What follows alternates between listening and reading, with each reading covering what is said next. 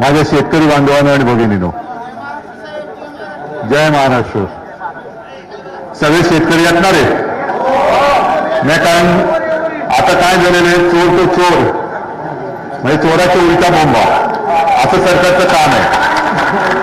हे बोलायला कमी नाही करणार की उद्धव ठाकरेंनी मुंबईतनं माणसं आणली आणि त्यांना धोतर घालून बसवलं. हे चोर आहे सरकार. आणि मुद्दा म्हणून मी मराठवाड्यात फिरतोय, तुमच्या लक्षात आलं असेल, कुठेही मोठी जाहीर सभा घेत नाहीये.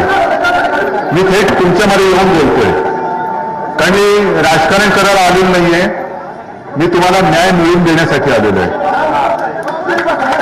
आता अनिल दादा बोलत होता, त्याच्या काय बोलायचा, हंबरडा नाही फोडून चालायचा. आता यांच्या विरुद्ध हर हर महादेव म्हणून मोठी आरोळी फुटली पाहिजे. हर हर महादेव या मैदानामध्ये किती फसवणूक करायची. म्हणजे मधल्या काळामध्ये आपत्तीनंतर मी जेव्हा आलो होतो, नंतर आपण एक मोर्चाही काढला. आपले मुख्यमंत्री काय म्हणाले, इतिहासातलं सगळ्यात मोठं पॅकेज. आणि तेव्हाच मी बोललो होतो की इतिहासातली सगळ्यात मोठी थाप आहे ही.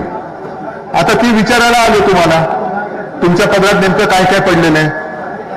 आता इकडे गिरायची जमीन कोणाची आहे, बागायती कोणाची आहे, त्याच्याप्रमाणे जे काय पॅकेज जाहीर झालंय, जमीन खरडून किती लोकांची गेले, त्यांना किती मिळालेले आहेत. बरं, एवढं बेमालूमपणाने सगळं बोलायचं. पॅकेज मोठं जाहीर केलं, पण ते जाहीर केलेलं पॅकेज आतापर्यंत माझ्या शेतकऱ्याच्या हातात ते तुटपुंज आलं का नाही. तर त्या पॅकेजला सुद्धा खेकड्यांनी भोकं पाडली की काय. खेकड्याने भोकं पाडली, जसं माल होत्या धरणाला पाडली तर तशी पॅकेजला तुमची भोकं पाडली की गेले मधले पैसे. आज आम्हाला उत्तर पाहिजे. हे जे धान्य म्हणजे अन्नदात्याला तुम्ही सडलेलं किडलेलं धान्य देताय, लाज नाही वाटत या सरकारला, लाज नाही वाटत या बेशरम राज्यकर्त्यांना. सगळं तांदूळ बघितले आणि आपल्या अंगणवाडीत किंवा मुलाबाळांना हे खायला देणार. हा, म्हणजे तुम्ही सोनं पिकवायचं आणि तुम्हाला खायला काय द्यायचं, माती का, कुठला नाही. आणि सरकार दगाबाज सरकार आहे आणि दगाबाजाची दगाबाजीच केली पाहिजे. दगाबाजाची सरळ वागून चालणार नाही. आज मी बोलायला आलेलं नाहीये, मी तुम्हाला हेच सांगतोय. आता तुम्ही जे बोललात ना, तुम्हाला मी बोलतं खरं आलेलं आहे. ज्या वेळेला हे सगळे सरकारची लोक येतील, मी म्हणे काय निवडणुका म्हणून आल्या असतील निवडणुका, पण निवडणुका आल्या म्हणून तुम्ही आपत्ती काय स्थगित करताय काय. आपत्तीला आम्ही स्थगिती दिली, आता सुद्धा ढग आहेत, मग पावसाला स्थगिती देत आहे. निवडणुका आहे, आचारसंहिता लागले, हे पावसा पडू नको तुला स्टॉप वर्क नाही ना. मग माझे शेतकरी जो रस्ते आता येताना सुद्धा मी बघितलं, शेतात उतरला होता, ओमदादा होता, कैलास दादा होता, शेतकरी सगळे उद्ध्वस्त झालेले. पीक विम्याचे पैसे किती लोकांना मिळालेत नाही. अरे तुम्ही खोटं बोलताय ना, थांबा ना, तुम्ही खोटं बोलताय. तुम्ही म्हणाला असं कसं, काही लोकांना मिळालेत. किती मिळालेत, 2 रुपये 3 रुपये. आता आंबारसकडे गाडीमध्ये असता एकंदरीत 6 रुपये मिळाले, कोणाला 21 रुपये मिळाले. मग पीक विमा उतरवताना तुम्हाला किती पैसे भरावे लागतात, अर्जाला किती भरावे लागतात.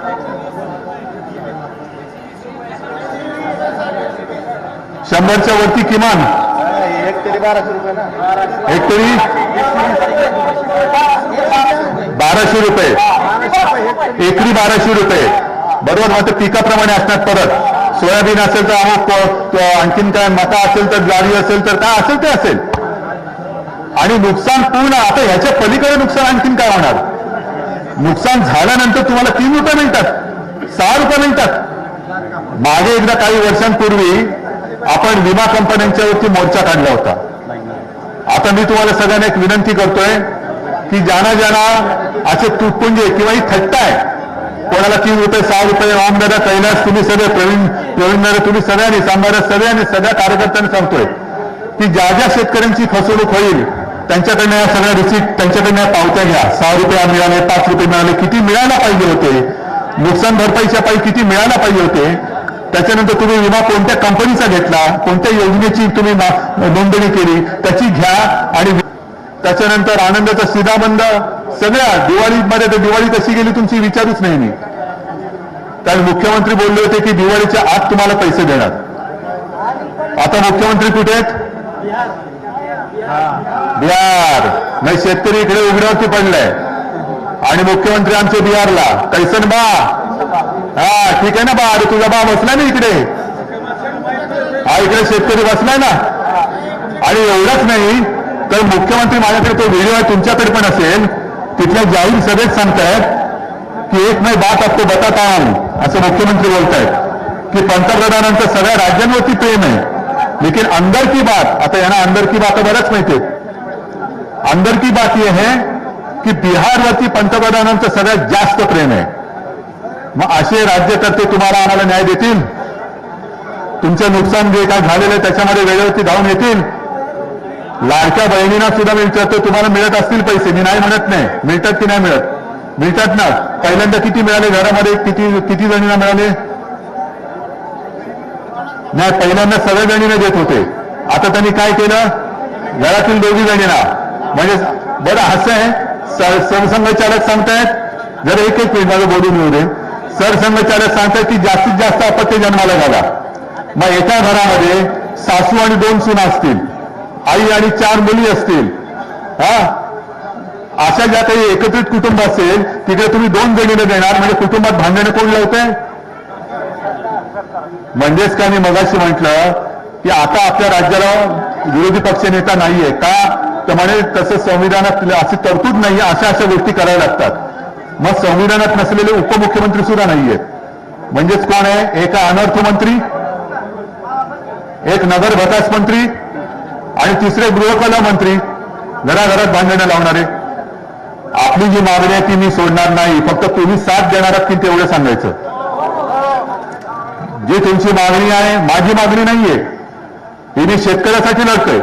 हेक्टरी 50,000 रुपये मिळालेच पाहिजे, बरोबर? आणि जून मधली कर्जमाफी तुम्हाला मान्य आहे का? अरे आत्ता रोग झाला, आत्ता आजारी आहे माणूस, त्याला आत्ता औषध दे ना. जून मध्ये काय? बरं ठीक आहे, जून मध्ये कर्जमाफी करणार ना, मान्य. पण जून पर्यंतचे हप्ते भरायचे की नाही भरायचे? याचं उत्तर आहे. बरं आता खरीपचा झाला, रब्बीचा हंगाम येणार, कर्ज लागणार की नाही लागणार? आधी डोक्यावरचं कर्ज फेडलं सगळ्यांनी. अजित पवार म्हणतात तुम्हाला सगळंच कसं फुकट द्यायचं, हातपाय हलवा जरा. मी मागाशी म्हटलं शेतकरी हातपाय हलवतात, तुम्ही काय हलवायचं ते ठरवा आधी. नाही म्हणजे तुम्ही सुद्धा हात हलवा आणि सही करा ना, कर्जमाफी होती, असं माझं म्हणणं आहे. असं माझं म्हणणं आहे. माझा शेतकरी हातपाय हलवतोय. आणि आता अनिल दादा, तुम्ही जे सांगितलं आम्हाला कर्जमाफी नको का, आम्हाला हमीभाव द्या, आम्हाला तुमच्या उत्तराची गरजच नाही. जे शेतकरी कष्ट करतो त्या कष्टाचे मोल द्या. गेल्या विधानसभेत जेव्हा आम्ही फिरत होतो त्याही वेळेला तेव्हा सोयाबीन हातात होतं, कापूस हातात होता, सगळं पीक हातात होतं, पण हमीभाव नव्हता. आता हातातलं सगळंच गेलं. म्हणजे गेल्या वेळेला शेतकऱ्यांनी जी मदत केली, जी मेहनत केली, त्या मेहनतीचं सुद्धा तुम्ही दाम देऊ शकले नाही हे सरकार. ना कापसाला हमीभाव देऊ शकले, ना सोयाबीनला देऊ शकले त्यावेळेला जो पाहिजे होता तो. आणि आता तर सगळंच गेले. मग शेतकऱ्यांनी करायचं काय? शेतकरी काय भिकारी नाहीये. शेतकरी काय भीक मागायला अजित पवार आणि या सरकारच्या दारी नाही आलेला. शेतकरी आपल्या हक्काचा दाम मागतोय.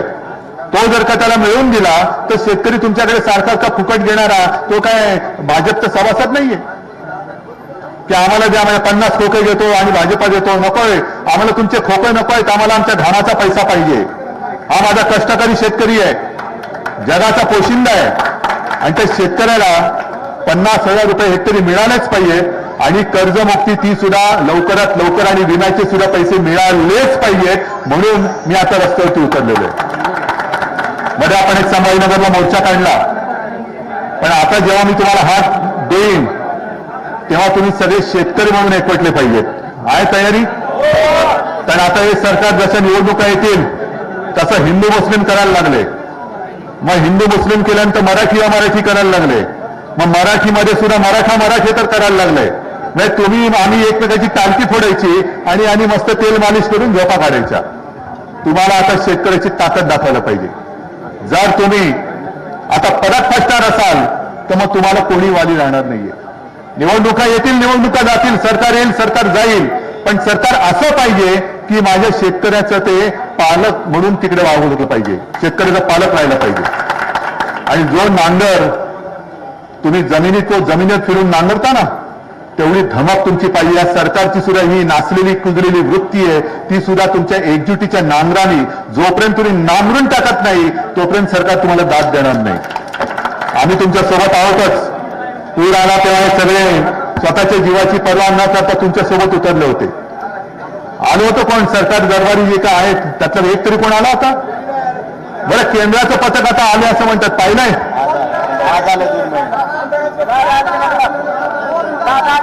ओम दादा आला का म्हणून असं विचारलं, पण केंद्राचं पथक आलंय. आता मी फोटो बघितले, रात्रीचे फिरतात टॉर्च घेऊन केंद्राचं पथक. नुकसान कुठे झालं, नुकसान कुठे झालं. आणि 2 का 3 दिवसाचा केंद्रीय पथकाचा दौरा आहे. 2-3 दिवसात काय कळणार नाही, इतक्या दिवसांनी. मग गावोगावी बोर्ड लावा, जिकडे केंद्राचं पथक येणार नाही तिकडे बोर्ड लावा, केंद्राचं पथक दाखवा आणि 100 रुपये मिळवा. ही कोणती पद्धत आहे? ही कोणतं सरकार आहे? आणि म्हणून मी परत तुमच्यासाठी आलेलो आहे की जी इतिहासातली सगळ्यात मोठी ताकीदची घोषणा आपल्या मुख्यमंत्र्यांनी केली, त्या मुख्यमंत्र्यांनी सांगायला आलेले की हे तुमचे सगळं थोतांडे ते बंद करा. शेतकरी आज बोलत नाहीये, कारण त्याला तुमच्याबद्दल एक आपुलकी वाटते. आपलं सरकार आहे, आपला महाराष्ट्र आहे. पण याचा अर्थ असा नाहीये की माझा शेतकरी हा नामर्द आहे. त्याला उठवू नका, त्याला पेटवू नका, त्याला चेतवू नका.